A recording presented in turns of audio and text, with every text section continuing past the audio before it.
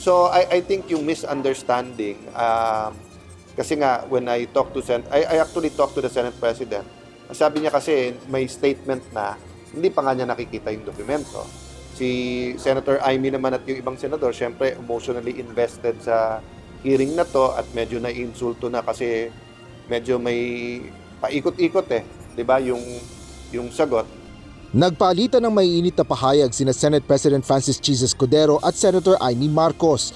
Ito ay matapos i-cite in contempt ni Senator Amy si Special Envoy on Transnational Crime Ambassador Marcos Lacanilaw bunsod umano ng mga pagsisinungaling nito sa isinagawang pagdinig kahapon hinggil sa nangyaring pag-aresto kay dating Pangulong Rodrigo Duterte.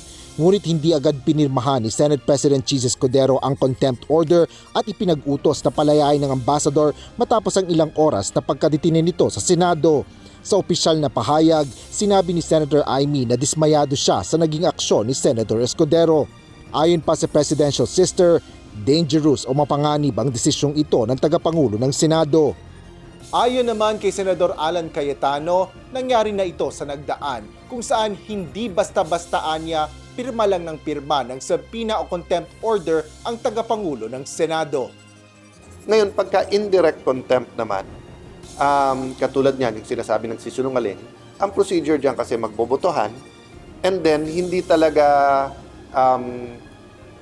hindi ministerial, hindi ibig sabihin na forced ang Senate President pumirma.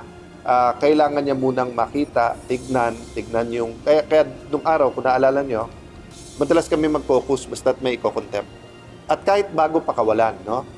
Paliwanag naman ni Senador Escudero, ang mga saksi na inaakusahan ng Kongreso na nagbibigay ng maling testimonya ay nararapat bigyan ng mahigpit na due process na hindi anya naibigay kay Lacanilaw bago ito idetine.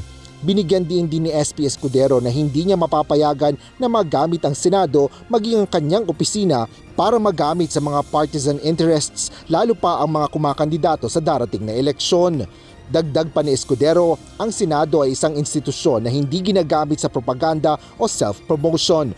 Bunsod nito, hinimok ni Senador Escudero si Senador Amy Marcos na huwag gamitin ang Senado para sa personal na layuning politikal at sa halip ay gamitin ang sariling pangalan, titulo at impluwensya para sa pagkakaisa at hindi sa pagkakawatak-watak. Asher Cadapan Jr., UNTV News and Rescue. Diyos ang aming sandigan, serbisyo publiko ang aming pinahalagahan.